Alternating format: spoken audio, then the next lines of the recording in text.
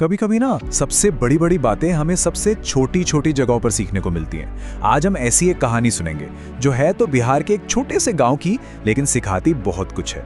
ये कहानी है एक मामूली से गन्ने के ठेले की जो इंसानी फितरत का आईना बन जाता है। यकीन मानिए 10 रुपए का एक गिलास रस कैसे लोगों के बारे में बड़े बड़े राज खोल सकता है, ये देखकर हैरानी होगी। अब देखिए, इस कहानी का जो हीरो है ना, वो कोई इंसान नहीं है बल्कि एक गन्ने की मशीन है। एक ऐसी मशीन जो सिर्फ रस नहीं निकालती बल्कि लोगों के अंदर छिपे सच को भी बाहर निकाल लाती है। जरा सोचिए, एक बड़ा सा नीम का पेड़, उसकी घनी छांव और वहीं लगा है देवदत्त का ठेला जिसका नाम है राम भरोसे गन्ना रस। ये सिर्फ रस पीने की जगह नहीं बल्कि गांव वालों के लिए मिलने जुलने का, गपशप करने का एक अड्डा है। और मशहूर किस लिए है? सिर्फ 10 रुपए में मिलने वाले ताजे मीठे रस के लिए। तो मिलिए इस कहानी की असली स्टार से, महारानी से। और ये कोई ऐसी वैसी मशीन नहीं है जी, इसका अपना एक अलग ही रुतबा है, एक ऐसा नियम जो कभी नहीं बदलता। और यही नियम इस पूरी कहानी की जड़ है। अब सवाल ये उठता है कि भाई जमाना कहां से कहां पहुंच गया और ये मशीन आज भी सिर्फ 10 रुपए पर ही क्यों अटकी हुई है? इसका जवाब ना एक बड़ी दिलचस्प कहानी में छुपा है। तो हुआ ये कि देवदत्त के सपने बड़े थे। उसे पटना जाकर बड़ा बिजनेस करना था। उसने ये सेकंड हैंड मशीन खरीदी तो बेचने वाले ने मजाक में या शायद सच में एक चेतावनी दी, भाई ये मशीन बड़ी भावुक है, ये सिर्फ 10 रुपए का नोट देख के ही चलती है। देवदत्त को लगा क्या बकवास है। उसने लालच में आकर सीधा 20 रुपए का बोर्ड टांग दिया। नतीजा, महारानी ने रस की जगह उसके मुंह पे काला ग्रीस फेंककर अपना उसूल साफ साफ बता दिया। उस दिन देवदत्त को समझ आ गया कि ये मशीन व्यापार से ज्यादा सेवा के लिए बनी है। तो चलिए, कहानी वापस आज के दिन पर लौटती है, जहां महारानी का ये 10 रुपए का उसूल एक परीक्षा बनने वाला है। एक के बाद एक कई लोग आएंगे जो इस सीधे साधे नियम को अपने लालच और अपनी अकड़ से तोड़ने की कोशिश करेंगे। देखते हैं कि जीत किसकी होती है। तो मैदान में सबसे पहले एंट्री होती है शुक्ला जी की। रिटायर्ड पोस्टमास्टर हैं और उनके लिए 10 रुपए का नोट अरे भाई किसी सल्तनत से कम नहीं था। उनका तो एक ही फलसफा था, पैसा पूरा वसूल होना चाहिए। शुक्ला जी की डिमांड लिस्ट देखिए, 10 रुपए में ही अदरक ज्यादा, पुदीना भी, और बर्फ तो बस नाम के लिए डालना ताकि रस कम ना हो जाए।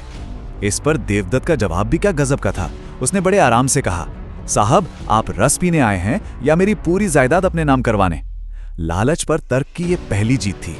अगले दावेदार हैं धनीराम, गांव के नए नए रईस। उनको लगता था कि पैसा हाथ में आ गया तो मतलब सारे नियम कानून चेप में आ गए। वो अपनी साइकिल से ऐसे उतरे मानो किसी हवाई जहाज से उतर रहे हों। उन्हें लगा कि उनका रुतबा ही काफी है डिस्काउंट के लिए। तो जनाब ने 5 रुपए में पूरा ग्लास भरने को कहा। देवदत्त ने क्या किया? उसने मशीन को बस हल्का सा घुमाया और गिलास में गिरी 2 बूंदें। देवदत्त का हिसाब बड़ा सीधा था, साहब 10 रुपए में गिलास भरता है, 5 में तो बस गीला ही होता है। अब देखिए, एंट्री होती है नगर पालिका के अफसर बिहारी लाल की, जिनका पेट उनके आने की खबर पहले दे देता था और जिनकी भूख सिर्फ रिश्वत से मिटती थी। उनकी मांग एकदम सीधी थी, रोज के 5 गिलास मुफ्त, नहीं तो ठेला बंद। देवदत्त भी बड़ा होशियार था। उसने अफसर को पट्टी पढ़ाई कि मशीन से सीधे मुंह में रस लेने से म्युनिसिपल पावर आता है। बस फिर क्या था, अधिकारी जी मुंह खोलकर बैठ गए और देवदत्त ने मशीन की स्पीड बढ़ा दी। सारा रस उनके चेहरे, नाक, कान हर जगह गया, बस मुंह में एक बूंद भी नहीं गई। और अब आखिरी चुनौती देने आए बनवारी लाल, एक ऐसे व्यापारी जिन्हें इंसान पर कम और अपने तराजू पर ज्यादा भरोसा था। उनके लिए हर चीज का नाप तौल होना जरूरी था, फिर चाहे वो एक गिलास गन्ने का रस ही क्यों ना हो। देवदत्त ने भी अपनी चालाकी दिखाई। तराजू के नीचे बर्फ का एक टुकड़ा रख दिया ताकि वजन थोड़ा ज्यादा लगे। लेकिन इससे पहले कि बनवारी लाल अपनी तसल्ली कर पाते, कुदरत ने अपना खेल दिखा दिया। पास से गुजरती एक गाय ने गिलास को ऐसी टक्कर मारी कि सारा रस उन्हीं के कपड़ों पर। उनका शक उन्हीं पर भारी पड़ गया। तो दिन भर चले इस ड्रामे ने हर ग्राहक के मन का आईना साफ कर दिया। यह सिर्फ गन्ने के रस का सौदा नहीं था, यह तो एक तरह से चरित्र की परीक्षा थी जिसमें हर कोई अपने अपने हिसाब से पास या फेल हो रहा था।